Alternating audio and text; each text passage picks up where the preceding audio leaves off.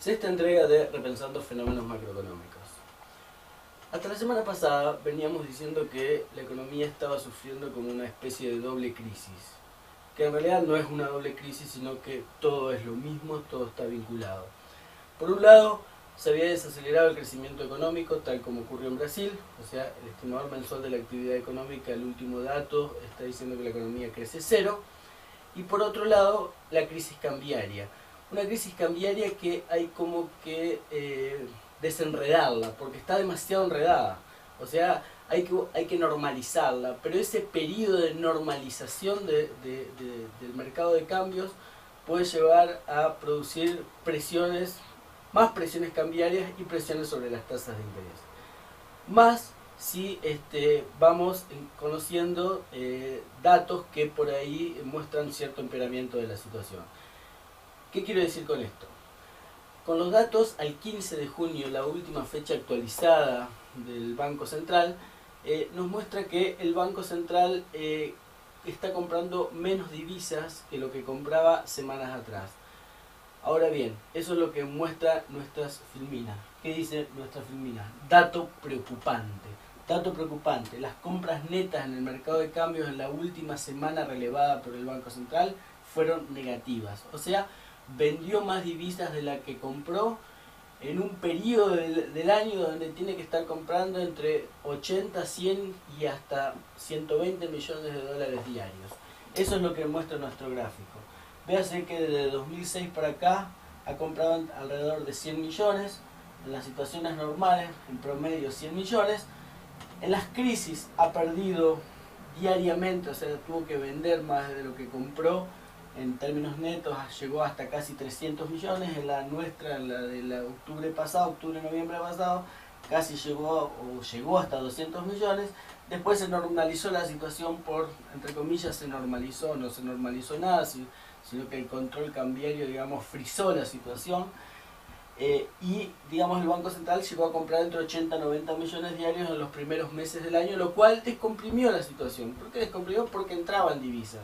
O sea que era un panorama como propicio para que se compren divisas, para que el sector público pagara sus deudas, y además sus deudas en dólares, le hace lo del 2012 y cupón, pero además para normalizar la situación después, porque la normalización va a significar cierta corrida sobre el mercado de cambios y sobre el mercado de dinero.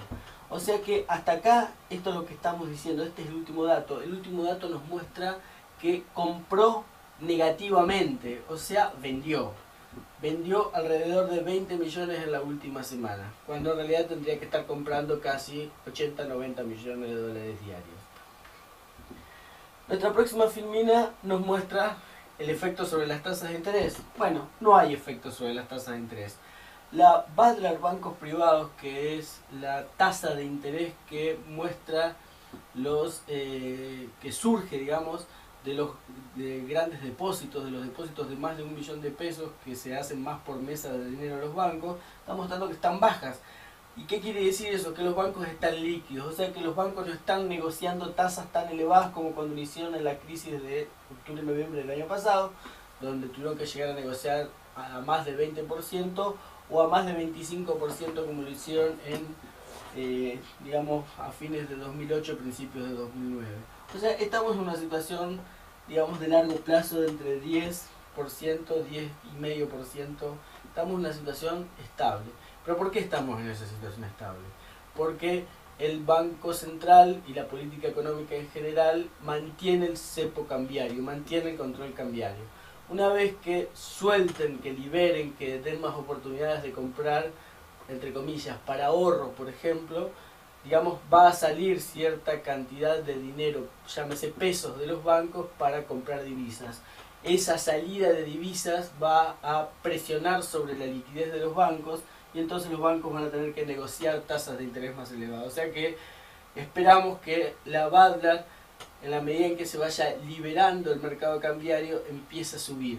O sea, la que la mantiene baja es justamente que no se liberó todavía el control cambiario. O sea, a la medida en que vaya liberándose, posiblemente, y sería una buena tasa, digamos, mantenerla entre 14 y 15%. Una mala tasa es por encima del 20%.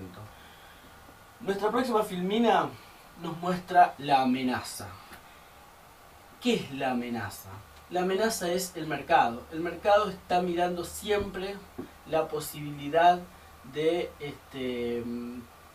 arbitraje. ¿Arbitrar qué quiere decir? Arbitrar quiere decir comprar barato y vender caro, o sea, obtener ganancias.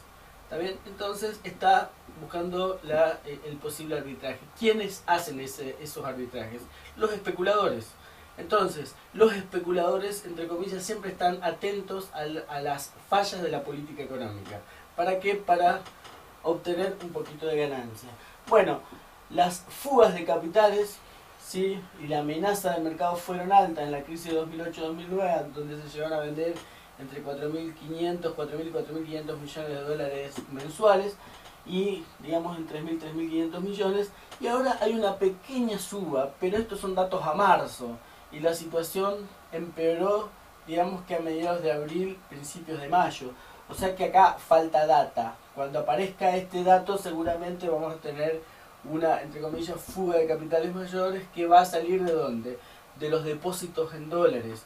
O sea, los bancos están perdiendo depósitos en dólares y es por eso que están cayendo en parte, no mucho, las reservas internacionales. Son los depósitos de los bancos. Esos depósitos de los bancos van a ser fuga de capitales. Fuga de capitales, pero dicho en forma más técnica, se llama constitución de activos externos por parte del sector privado. Familias y empresas, especuladores, básicamente. ¿Qué nos muestra este último gráfico? Bueno, este último gráfico nos muestra cuánto está respaldada la cantidad de dinero en el mercado. Bueno, se ve que el respaldo es altísimo, llegó a 70% casi en 2008 y actualmente anda en el 40%. Esta relación se llama M3 privado, que es casi toda la cantidad de dinero que hay en la economía sobre reservas internacionales. O sea que las reservas internacionales pueden mantener un tipo de cambio relativamente controlado todavía con el 40-41% de esa cobertura. En la convertibilidad, por ejemplo, estos valores se llegaron a alcanzar en los mejores momentos. Aunque la convertibilidad aseguraba una total cobertura de la cantidad de dinero, en realidad lo que cubría la convertibilidad era la base monetaria, no el M3. El M3 quiere decir todo el dinero que crea el Banco Central y los bancos, la creación primaria y la creación secundaria. En síntesis, hay cobertura, o sea, la política económica tiene grados de libertad todavía para mantener y estabilizar un tipo de cambio, pero la salida del cepo cambiario va a ser una situación relativamente traumática que va a afectar al mercado de cambio y a la BADLAR, va a hacer subir la tasa de interés. En un contexto donde la economía casi no está creciendo, eso puede generar ciertos problemas. Yendo un poco a la academia, en los modelos de primera, segunda y tercera generación de Krugman, ¿sí?, se hablaba siempre de estas situaciones. Hablemos solamente del modelo de primera y el de segunda generación. En el de primera generación, las crisis fiscales provocaban una corrida de los especuladores. En los de segunda generación había profecías autocumplidas. Acá, ¿cómo lo podemos resumir básicamente?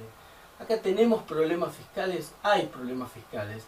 ¿Son remediables? Sí, son remediables porque son problemas fiscales terminales. Ahora, o sea que no es un modelo de primera generación el que estaría explicando esta situación. Ahora, en los de segunda generación son, digamos, situaciones donde los especuladores creen que la situación va a ir mejor. Y esa situación de profecía autocumplida es la que termina determinando una gran devaluación. No vamos hacia una gran devaluación, pero corremos el riesgo de una gran devaluación. El mercado siempre va a presionar a la política económica. Esperemos que eso no suceda. Hasta la próxima.